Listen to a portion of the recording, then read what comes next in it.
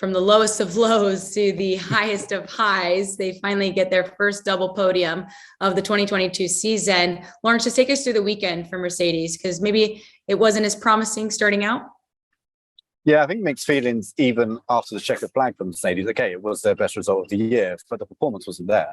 And this was the track that they were looking at in terms of layout, smooth tarmac, which we know the Mercedes needs to be able to run low and generate performance from the floor without porpoising and bouncing and having all the problems that we've seen at other races. And yet the performance wasn't there. They were 0.9 seconds off in qualifying. That's a gap that, you know, they were having when they were really struggling with all those issues I just mentioned. So I think they were happy, of course, to have two cars on the podium, but they were disappointed with where their performance was.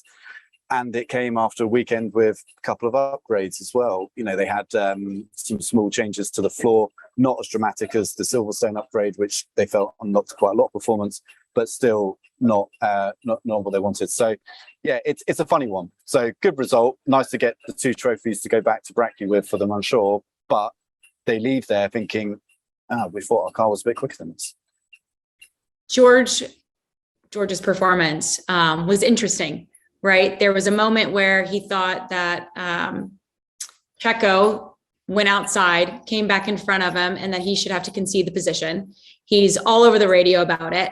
You rarely hear a team principal actually get on the comms because it's a team engineer that's usually speaking to these drivers.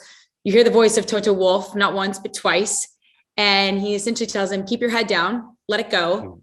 You got this guy. His tires are supposed to wear, or starting to wear. And finally, he regains the position and he finishes on the podium. What did you think of the way that George finished it? Yeah, there must be quite a daunting voice to hear on the radio, right? Toto Wolff. You know, those guys, obviously, they know him so well, but you're right. We don't really hear that often. I was really impressed. I think Russell's been fantastic all year. You know, it's really hard to poke holes in his performances. I think Lewis has got on top of the car and seems to be a bit quicker now, but to be as close as he is to Lewis is still pretty impressive. So I missed the French Grand Prix. Laurence went out there. I went to a friend's wedding, but I got back in time to watch the coverage here. And on Sky after the race, Toto Wolff was talking on Sky, and he was talking to Nico Rosberg, who of course used to be a Mercedes driver. And he joked to Rosberg, he said, sometimes you needed that same treatment of me getting in your ear and just calming you down and just kind of getting you back on track.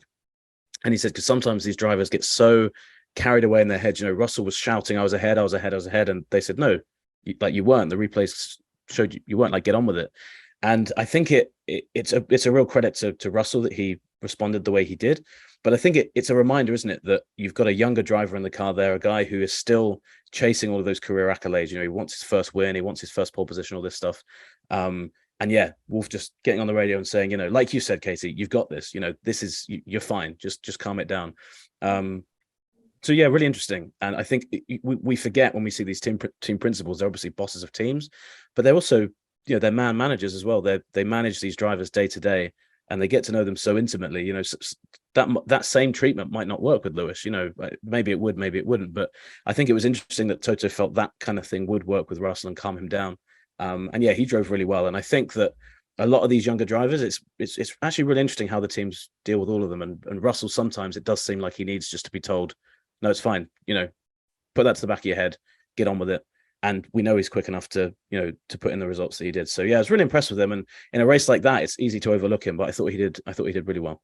I thought that moment kind of peeled back an onion, right? Where these guys are young and they need that help at some point.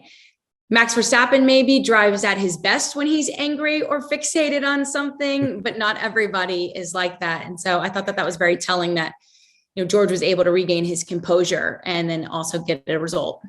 Yeah, and on Toto, I mean, the only time we've really heard him talk to Lewis during Grand Prix has been after them earlier in the season, when he was basically apologizing. You know, he used some choice words to describe their car, but I can't remember the last time he spoke to Lewis in the race. And I think that's an age thing. I think that just shows Lewis's role in the team.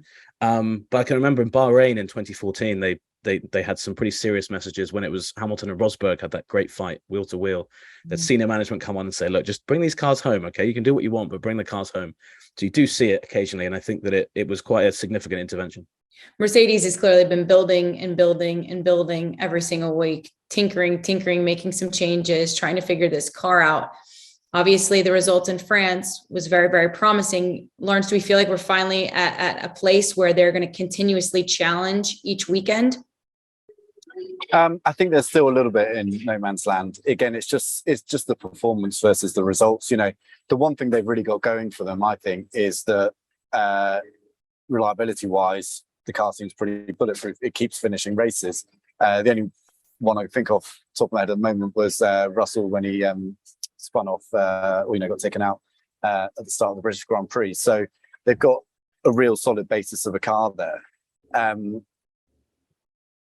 The question is whether they can close that gap. And again, if we're talking about on paper, what do we think about Budapest and will it suit the Mercedes? Probably not. But then we said that about Austria, and that was one of the races where performance-wise they were that bit closer.